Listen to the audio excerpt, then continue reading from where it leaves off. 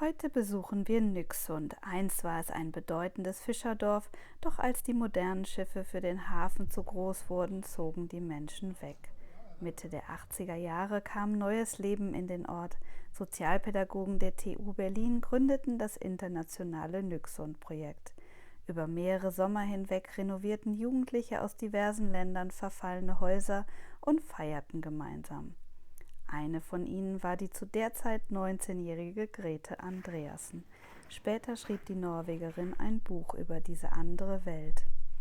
Ja, das hier ist das Herz von das Projekt damals. Das war der Speisesaal oben im 3. Stock. Wir gehen nachher dahin. Und unten gab es Werkstätten und in der Mitte war es ein Disco, unter anderem. Aber das war wirklich das Herz. Der frühere Speisesaal, wo sie täglich zusammensaßen, ist leicht wiederzuerkennen. An einer Wand hängt noch immer die selbstgemalte Karte samt Erläuterungen auf Norwegisch und Deutsch. 25 Menschen leben heute in Nyksund, darunter auch einige Deutsche. Was ist das Wichtigste, was du gelernt hast in der Zeit, als du hier in Nyksund warst in den 80er Jahren? Ja sagen. Möglichkeit nehmen, wenn sie da ist. Das ist eigentlich das Wichtigste. Und ich bin wirklich dankbar, dass ich ein Teil davon war damals. Das hat mich geprägt.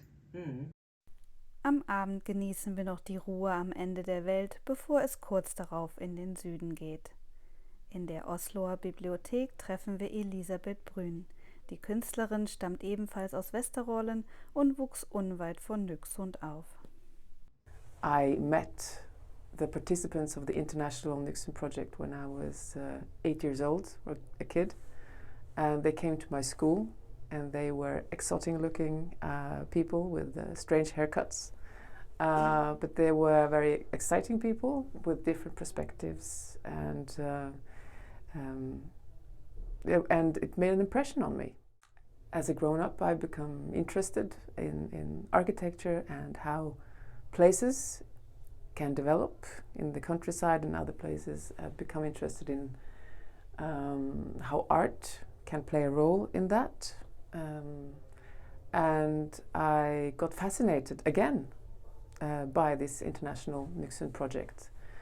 Gemeinsam mit weiteren Kreativen erforscht sie im Rahmen von Nyksund Reloaded die damalige Zeit. Sie sammeln alte Dokumente, interviewen Beteiligte und erstellen VR-Modelle von einer alten Fabrikhalle. We like to connect, and it's important that we do in order to keep these places alive.